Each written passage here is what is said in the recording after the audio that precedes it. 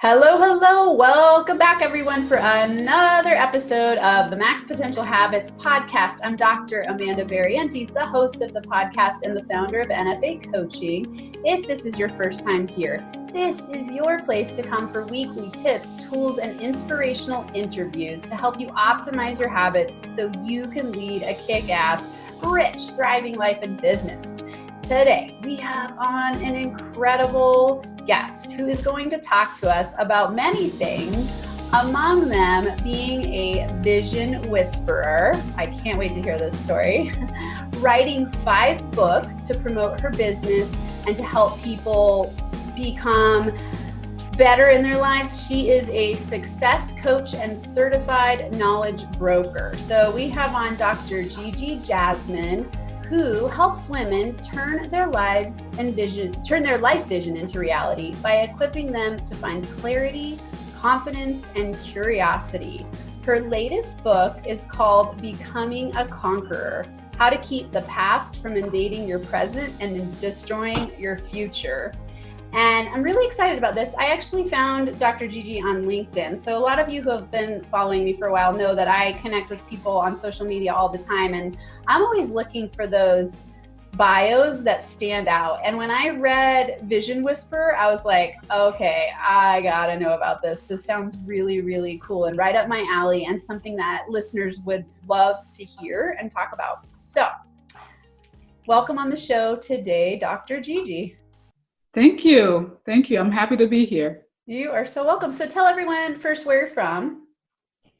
Well, originally I'm from Haiti. Oh, wow. Okay. And I've been here since 1986. As a matter of fact, I went to New York first. So it was a traumatic experience coming from the tropical weather to snow falling and freezing, shaking. So I was traumatized for a little bit. But I spent about 2 years there.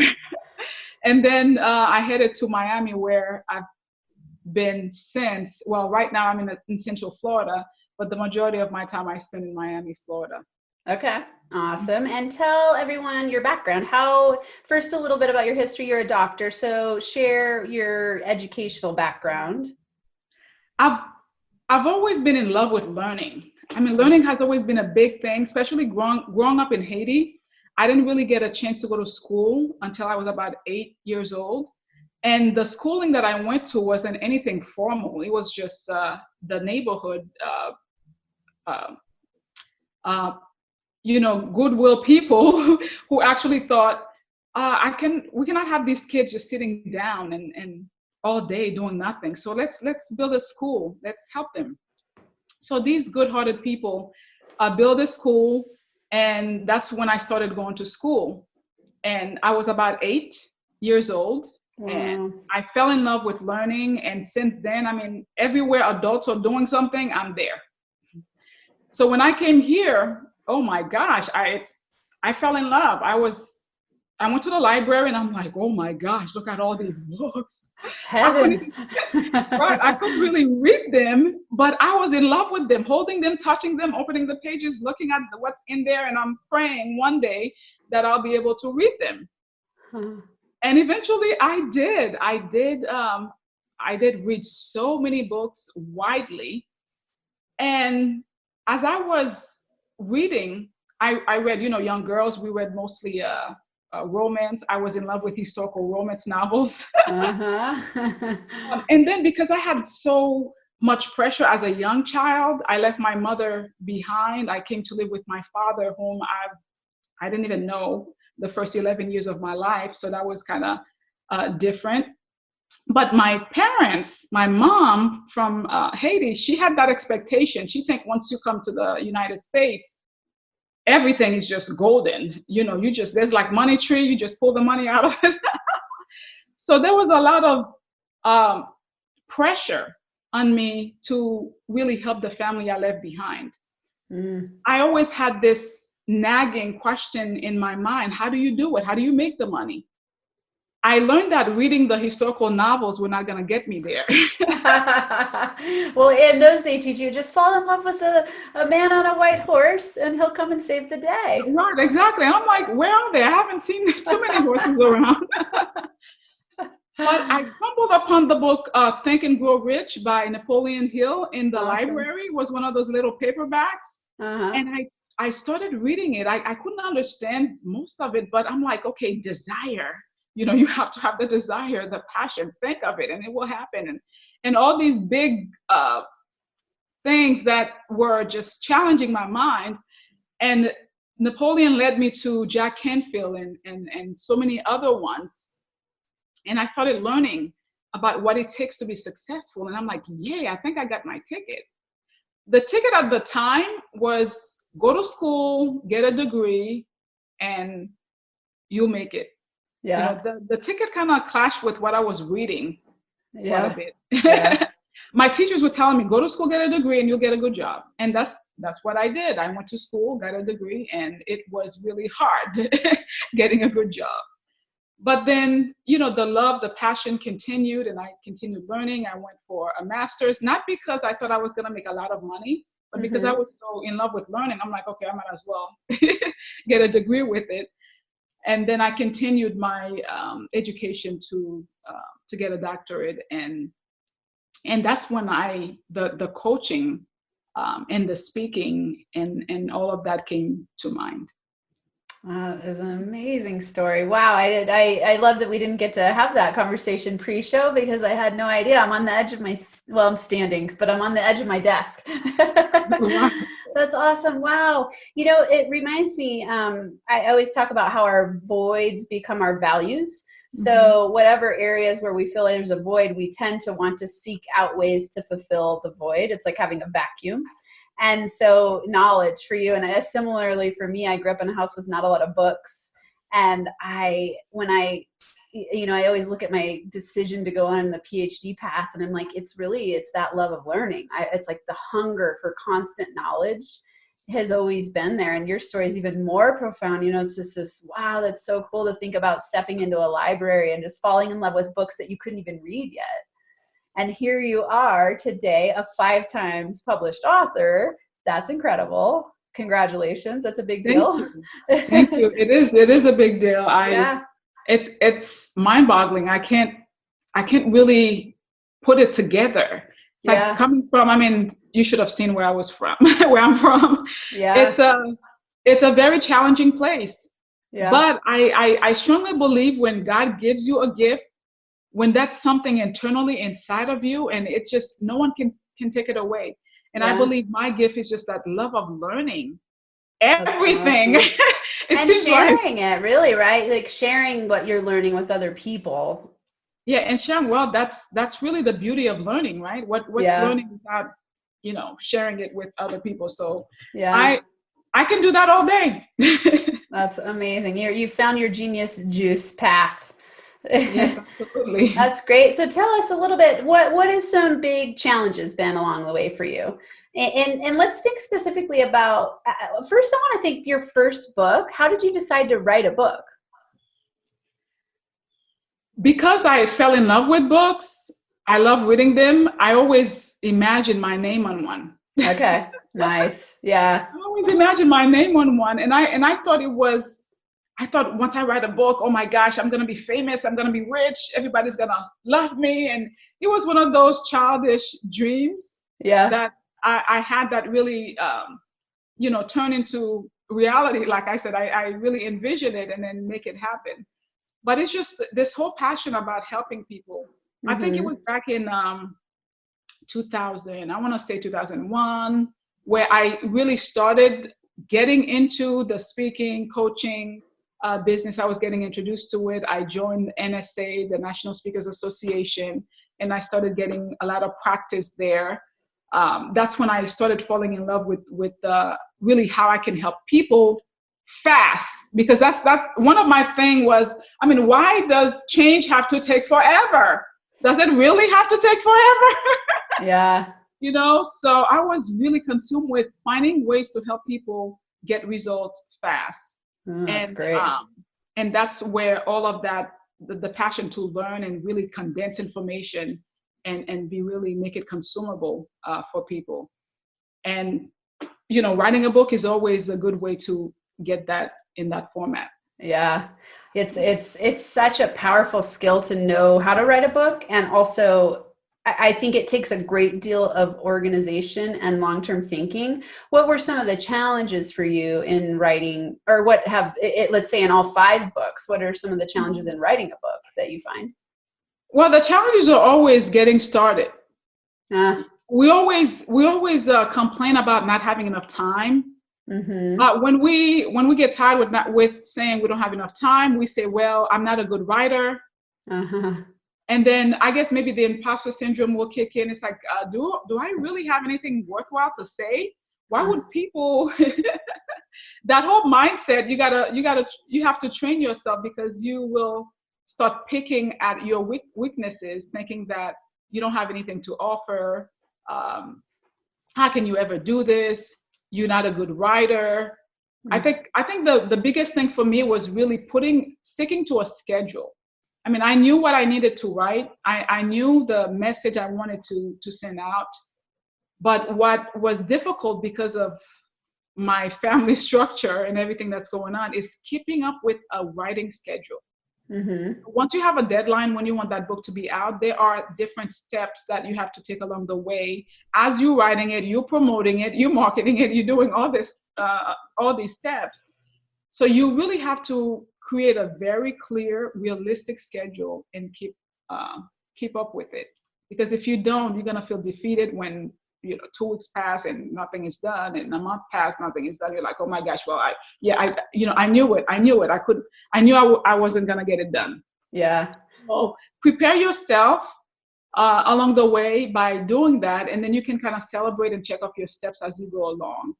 And then another challenge is really cleaning up the work. We have to be willing to reach out to other people, other experts, like an editor, Mm-hmm. somebody who can help you clean out your work and make it presentable.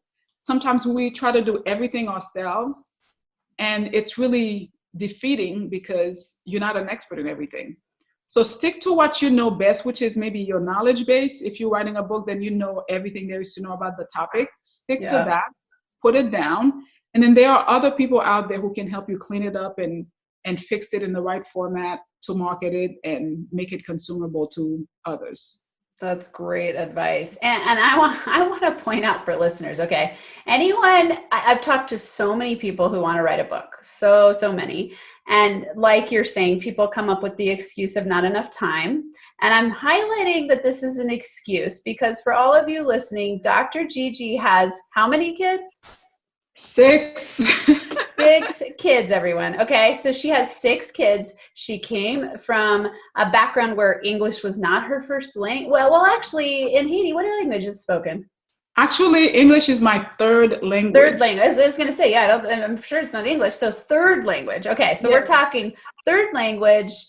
Didn't go to school until way older. Has 6 children and has written 5 books. So I don't want to hear any excuses from any of you listening as to why you don't have enough time to do what you love and make a difference in the world.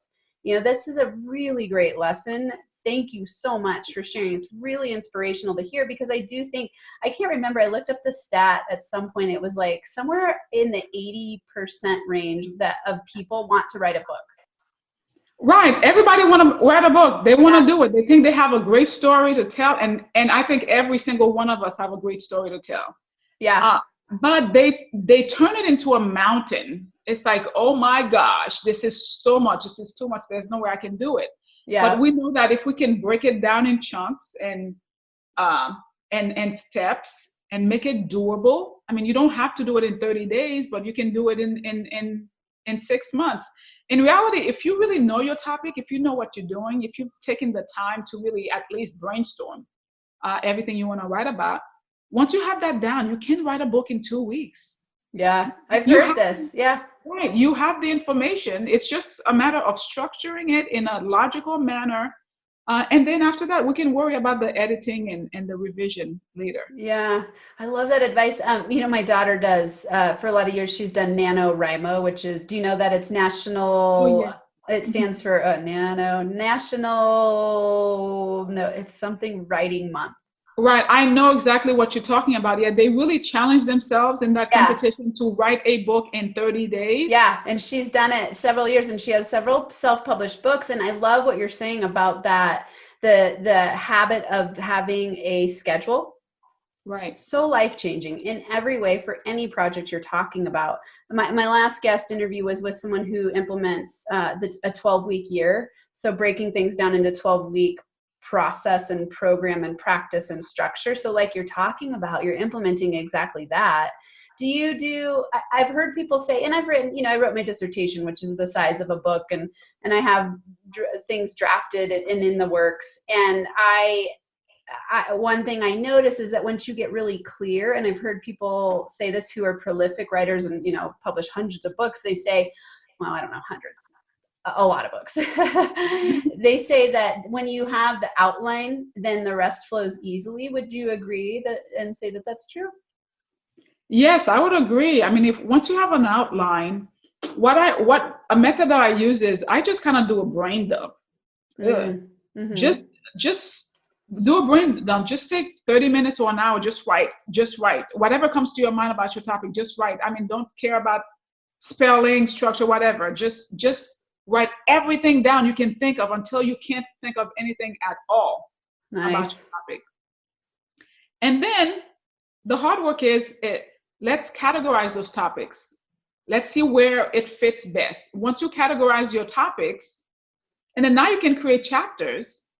And then all your topics, you form subtopics for them. And then basically after you've done all of that, is just filling in the blank. And after that, if you have to do a little research to get quotes or to get a story or to get something like that, we can easily put that in there. Just filling in the skeleton. That's really all you have to do is get whatever's in your brain, in your mind about your topic, get it down on paper, organize it in a logical manner, create your top chapters, sub-chapters, and then get to writing. This is awesome. Okay, so with all that said, so for all of you listening, it's possible. Dr. GeGe is saying it's possible to write a book in 2 weeks. I totally agree. I love that you're giving people the system and the roadblocks that they might run into, like making the excuse of time and making sure that they have a structure. Tell us about your book. So I said this in the intro, but just to repeat, it's called Becoming a Conqueror: How to Keep the Past from Invading Your Present and Destroying Your Future. And I haven't gotten to read it yet. We just met on LinkedIn, and I can't wait to read it. It sounds incredible, and I love your story. So give us some of the key takeaways that you wrote about in your book. Well, this story really was out of a personal experience. I mean, I mentioned the fact that I was born to a teenage mom. I mean, she was 16. And my father was really young too. I think he was probably 20 years old. We were very poor. I didn't know my dad until I was about 11 years old. My stepfather didn't want me in his home. So that was a challenge for my mom. I grew up watching her being abused physically, mentally, and psychologically, all of it, because she depended on a man to actually, take care of her. And then when I met my dad at 11, I came here to the States, and he had a wife. She was nice, very nice to me. But it didn't really take long until they got separated. And then we were left on our own pretty much, because my father worked about 2-3 jobs to support the family. And now my brother and I we were left to fend for ourselves, so to speak. But then it wasn't too long after she left that, abuse started on my part. My father started abusing me. And it continued for a long time. And it's out of that experience that I said I wrote this book, Becoming a Conqueror, because sometimes we think when traumatic experiences happen to us, when we get hurt, when we feel like some of our most valuable possession has been taken away from us, we think our life is over. Mm-hmm. But it's not. It's not over. It's not over. So it took me some years to really, I really kind of accepted the whole thing, like the victim mentality thing. I'm like, oh my gosh, I'm doomed. I'm messed up. I'm damaged. I had all the right names to really keep me in a hole. But then I realized I don't want to be here. You know, sometimes you're trying to push yourself down a hole, but Yep. you keep popping up your head again. It's like, I don't really want to be here. So if I don't want to be here, what can I do to heal myself? Mm-hmm. So I started really reading. I mean, Jack Canfield's book, The Success Principle, kind of gave me a slap in the face because the first thing I read was, you are 100% responsible for your life. And I was like, huh? What? And he said, I don't care what your mom did, your father did, your friend did, your teachers did, whoever did. I mean, I don't really care, because what's really important is how you respond. Yeah. What happens to you. So I started saying, well, okay, well, just because I was abused, just because I was treated this way, just because I felt violated by a person that I trust, doesn't mean that I will never trust anybody else. You know, because sometimes we really make up our own punishment. I mean, I was telling God what to do with me. You know, I didn't think I was going to have a family, and look at me right now. You know, I have a huge family. I didn't think I deserved anything good because of what was going on in my head. Yeah. But then I realized that's a choice. It's a choice that I was making. Nobody was forcing me to believe that. And I kept, because my love of reading saved me. You understand what I'm saying? Because Yep. every time I read a book, it was just kind of, you know, just pushing me and then forcing me to ask questions, forcing me to take action, forcing me to change that mindset that said that I was not worthy, you know, that mindset that said I was damaged goods, that mindset that said that I could never be anything because of that. Mm-hmm. So that's where that book came from. So what I can tell you is that I'm not belittling whatever you may have experienced. I'm not saying that it wasn't painful. I'm not saying that it didn't really hurt you to the core. I'm not telling you that you will forget about it, because you won't. But what you can do is really accept it, and accept you, and love you, knowing that you are precious, knowing that you are magnificent, and knowing that you have a story that could change the world one person at a time. That's really your job, one person at a time. So that's where it's from. You are a conqueror. You are a miracle. You can overcome whatever happened to you. All you got to do is, you be aware of it. Ooh, excuse me. All you have to do is be aware of your weaknesses, your experiences. Learn from it. We all are hurting beings. All of us have hurts and pains. And sometimes we pass on that pain, not because we want to, but because we are hurting. So in order for you not to pass that pain on, you have to learn from it so that you don't repeat it. Because if you don't learn from it, you're going to keep repeating it. Yeah. You are a conqueror. Yes, you are a conqueror. Your mistakes are not, you are not your mistakes. You are not your past. You can create a new one. Okay. Oh, so awesome. I love it. And I mean, I just say, keep going, because you're giving some golden nuggets. I mean, for all the people listening, my community, if they've followed me for a long time, they know I'm very big into exactly what you're talking about, which is this idea of radical responsibility. I call it the NFA mindset. And thinking about how you're the creator of your reality, and all of those traumas that you hold on to and decide to let define you, that's your own self-created prison. And it's replaying the traumas over and over and over again, because you're so right. Everybody experiences challenges to different degrees, right? But the way that you respond to it is so telling of what your future will be. One of my mentors, John DeMartini, says, if we're victims of our history, we can never be masters of our destiny. And so it's that idea of getting really stuck in the victim mindset and overcoming, so that if you get stuck in the victim mindset, you can't overcome and you can't conquer. So I love this. Wow. So in your book, do you give strategies for people to overcome? Is it more a memoir-based personal story? Is it a mix of both? Well, yeah, a little bit of a memoir, but it's more tips on how to go, how to move on. Forgiveness is key. We got to forgive ourselves.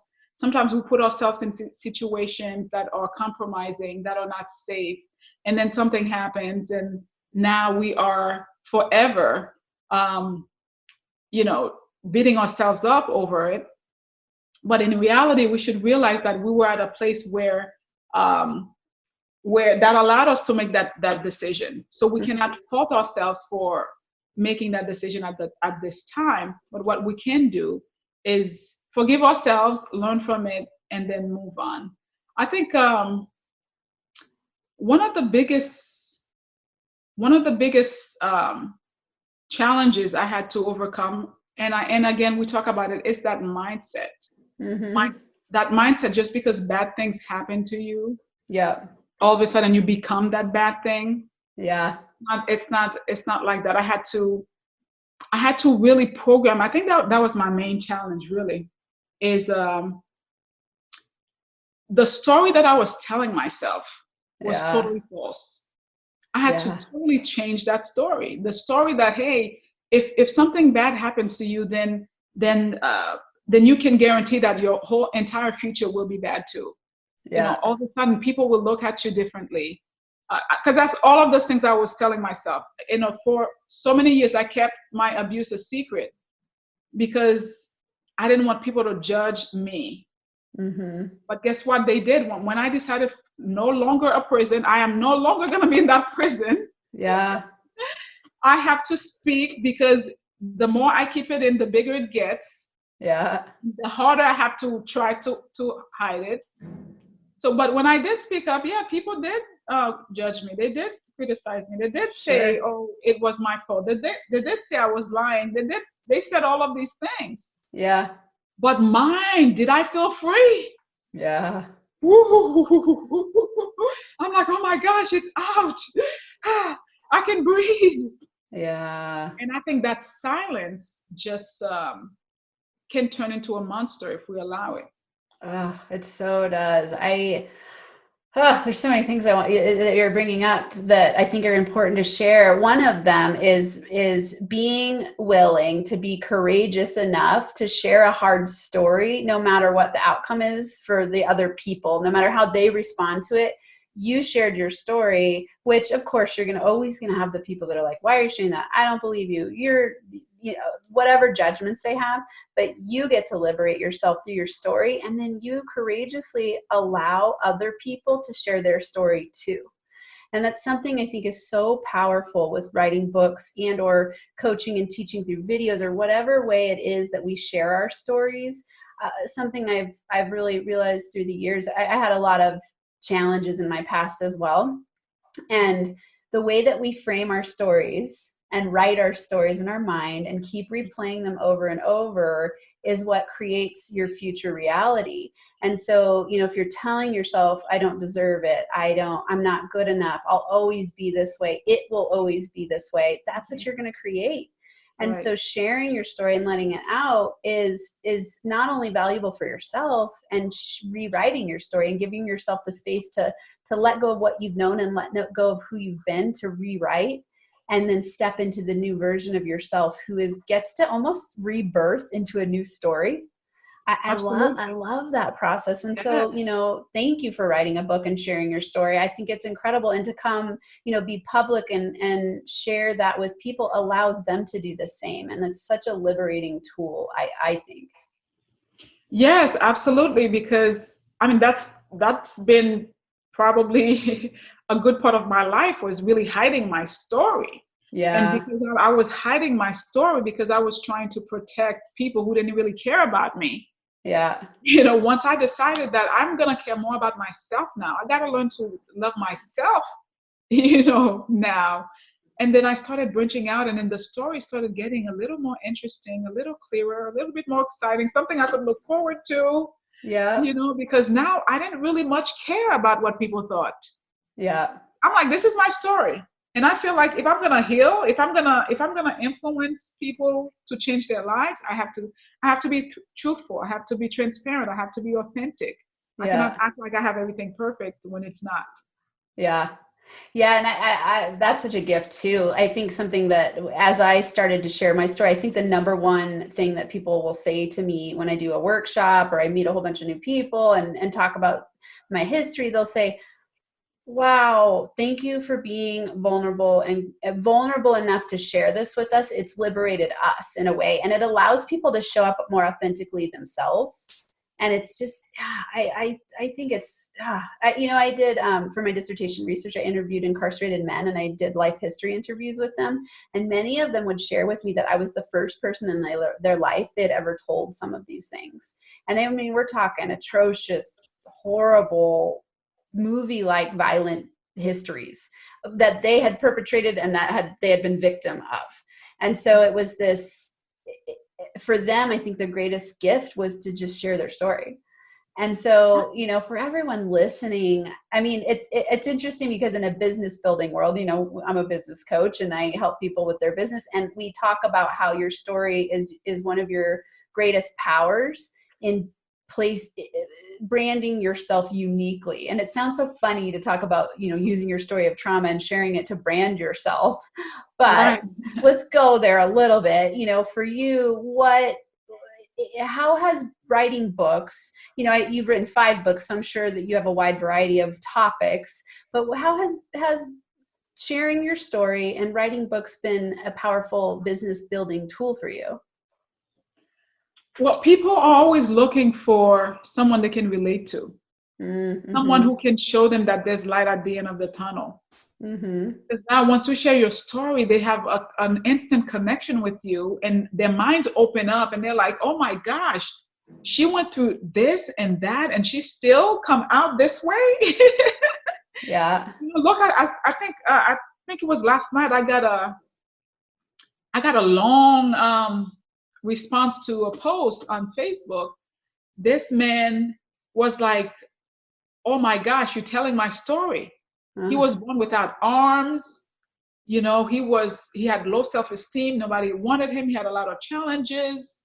And then he overcame. Now he's a coach to other people. And he was like, "Thank you for telling the story. This is my story. And I want you to know that you and I have a responsibility to show people that just because they have been through stuff, terrible stuff, that doesn't mean that it's over for them."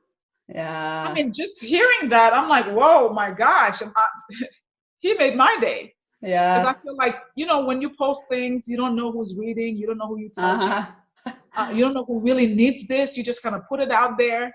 And when somebody reach out to you like that and say, "You touch me, this is my story," and I think you're doing a wonderful thing by letting people know that just because you had a rough beginning or middle or whatever it is, doesn't mean Yeah. that you have to accept it and just kind of, lay there and Yeah. die. There are I so many. love this. And, I'm going to share with everyone right now a call to action for everyone listening, because I agree with you, Dr. GeGe. Sometimes you put stuff out there and sometimes people will months say something to me later and say like, that impacted me so much. I'm like, share that with the people who are vulnerably, courageously sharing their lives. So if for all of you listening, if this is impacting you, reach out and DM us and post this to social media. Take a screenshot of listening to this podcast and put the hashtag NFA coaching. And do you have a good, I didn't actually look for you on Instagram. Are you on Instagram? Are you? Actually, yeah, I am on Instagram. Okay. Becoming a Conqueror is good. It's a good Okay. one. I Okay. use Becoming often. a Conqueror. So hashtag Becoming a Conqueror and hashtag NFA coaching, and let us know how this is impacting you. That would be so awesome. And then of course, buy Dr. GeGe's book, which we're going to talk about in a minute. I want to ask, you just shared that one of your favorite books that had a huge impact was The Success Principle by Jack Canfield. Do you have and I always think this is funny asking, what's your favorite book? Because I could never say what my favorite book is. I've got a million favorite books. But what would you say is a book that's deeply impacted your life on top of The Success Principle? Well, it's a book. It's called Bad Childhood, Good Life by Dr. Laura Schlesinger. I hope Okay. I'm not killing her name. That book, that's where I got the Becoming a Conqueror part. She talked extensively about the differences between a victim and a conqueror. Awesome. And she inspired me a lot because I learned that just because, like we said before, just because you had a bad childhood, and my childhood wasn't, I don't want to lead people to think it was terrible, because when I learned it was terrible, it was too late. Yeah.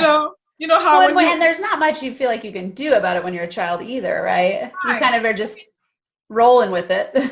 Right, you kind of rolling with it. I didn't really think I was poor until my mind opened and I knew I was poor. You see what I'm saying? Yeah, yeah. So when It's your relative comparison group, and it's the only thing you know. Well, exactly. And then for the first, I would say maybe 8 years of my life, I was kind of in the country, in the mountains in Haiti. So not really much exposure. It is just your family. The other family is way down there. You know? So not many interactions going on between kids. So your mind wasn't really, open to explore so many things. But when I read Dr. Laura's book, it just validated what I was thinking, what I wanted to think, that I was not bad, that I have something more to offer. Or just because I experienced something bad doesn't mean, it doesn't have to take anything away from me. My self-worth, my dignity, my self-esteem.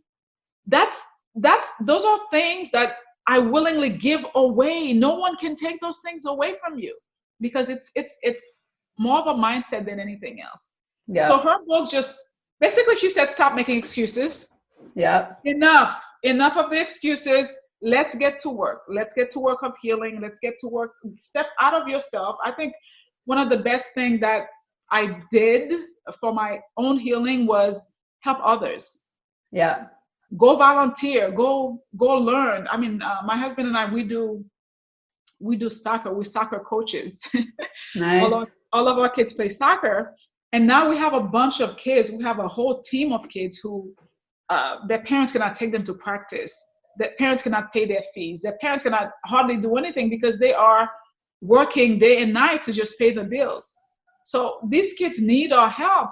And my husband loved this soccer thing, and he got me into it too. So that's what we do. We give away. We help those kids, the best way we can. We help, especially during the holidays where people are hungry or needy or depressed, just visiting hospitals and talking to people who have no one to visit them. When you do these things, you realize, oh my gosh, I thought my life was bad. When you get out of your little world, you find out there's a much bigger world out there. Yeah. Yeah. I think it helps you. It's like, I think there's that place of it, to be in service, you've got to be in a state of gratitude. And when you're in a state of gratitude, you can't operate in a place of self-loathing or fear, or, right? You're just in the moment helping other people. And there's so much, it's such a win-win, it's like, yeah, that's awesome. Okay. So great book suggestion. What would you say are 3 max potential habits that helped you get where you are today? I would say know what you want. For so many years, I just I give that power away to people. I let them decide for me on things. Yeah. And right now, was it a couple of weeks ago, my youngest daughter came to me and said, one of his fellow band members is annoyed with her because she refused to choose what instrument she want to play for that period. And something just went ding, ding, ding, ding, ding in my head. And I'm like, oh, okay, let's have a talk about this. I said, you must always choose. You cannot let other people decide for you. I mean, in most situations, when you don't know what you want, it's easy for you to be led astray. It's easy for you to pick up other people's agendas. It's easy for you just to go with the flow. Okay, but when you know what you want, you have a big picture of what you want to do, where you want to go. All of your activities, the decisions you make, they are informed by that, by knowing what you want. So I think that's the biggest thing for almost everybody. Decide what you want. What do you want to achieve? Yeah. I mean, that's powerful. If you can answer that question, then everything else will be easy, because then you'll know what to tackle. You know what to put your energy on. Yeah. Second thing, I would say use a planner. However, Yes. however, electronically or physical, I like the physical because it reminds, there's like a beautiful quote on it, and it reminds me to be powerful and to be creative and all that. Because it just, with everything that I have to do, I have to be able to really see a big picture of where the days are going, where the weeks are going, the months are going, the year are going. Some things are planned like a year and a half, 2 years in advance. So a planner or some kind of place where you keep everything together that makes sense to you, I think that's invaluable. That's invaluable. Mm-hmm. Another one is, don't be afraid to ask for help. Mm. That's really one. Oh my gosh, I have really that issue. I don't know if it was because I didn't really grow up with my mom and dad, so there was really no one for me to ask for anything. And Yeah. perhaps that's why I learned how to do so many things, Yeah. because I didn't have mom and dad to say, "Mom, I want this," "Dad, I want this." Um, so asking is a very difficult thing for me to do. But Mm-hmm. I realized asking is one of the biggest success secrets ever, because Yeah. something that could take you just, a day to answer, now you're trying to answer it in a week, in a month, when you could have Yeah. just make a phone call or send a message and ask for help, and boom, it's right here. Yeah. Asking for help can really shorten your learning curve. I love this. I'm noticing that the three that you mentioned are also exactly what it takes to write a book, right? Yes. You go, okay, number one, no, decide what you want. So what's the topic of the book that you want to write? Decide. Mm-hmm. Number two, use a planner. So plan your book out. And then number three, ask for help. So like you talked about, making sure you use your expertise to write the book, and then ask for other people for the parts that you aren't the expert at. So Right. that's so awesome. And those are incredibly valuable. I completely agree. I'm always amazed by how we think we're going to get what we want when we don't know what we want. Right. There's no way you're gonna go Right? like this. You're Yeah, gonna we're go like constantly like, well, why isn't the world bringing me this, and this that I want? But then you never clearly articulated even what it is that you want. And I tell people to really start small. Start Mm-hmm. by simple things like, what's your favorite color? What's your favorite meal? Yeah. What's your favorite drink? I mean, just those little things, because you will find that the same people who don't know what they want, they are the ones who can't tell you you Yeah. know, what their favorite outfit is, or what their favorite shoes is, or what their favorite Yeah. hairstyle is, or color. Little Yeah. simple things every day that we take for granted. We should know what our preferences are. If we Yeah. know what our preferences are, then they can easily translate to the bigger things that we want to do, like write a book or go after Yeah. a job or something like that. It's so confidence boosting to know what you want. And I Right. mean, it's like knowing who you are is part of confidence. And so being decisive and sharing with other people. And even it's like when someone asks you, where do you want to go eat? Decide, make a Right. decision and advocate for yourself. It's really about advocating for yourself. And I think I love that you pointed that out, because I think especially for kids who come from traumatic backgrounds, they have a harder time asking for help, knowing what they want, because they've been so conditioned for a lot of years to track what other people want to stay safe. Right. So Exactly. it's a really, I've noticed that pattern in the people that I've worked with who have, big histories of trauma.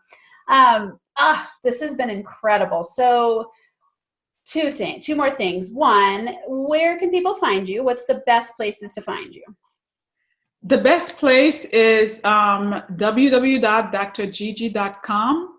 Okay. That's Gigi with a E Okay. .com.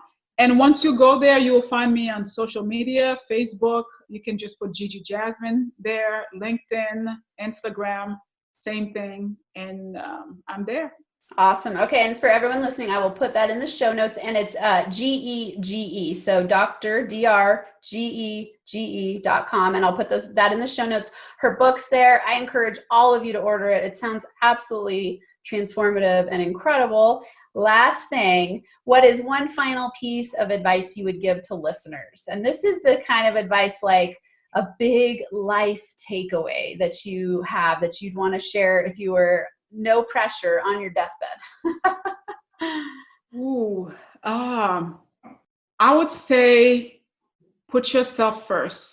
Mm. I know it sounds maybe trite, but for me, that has always been a challenge. I always put everybody else's needs, agendas in front of mine, and because I felt like I didn't really have a voice to speak for myself.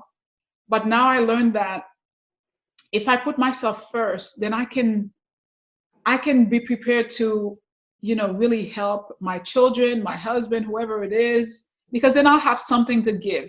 If I'm coming from a place of strength, then I can do, I can work magic. But if I'm coming from a place of weakness, then it's really nothing great is going to happen there. So put yourself first, because everybody else needs you to get everything else done. I think that's really important.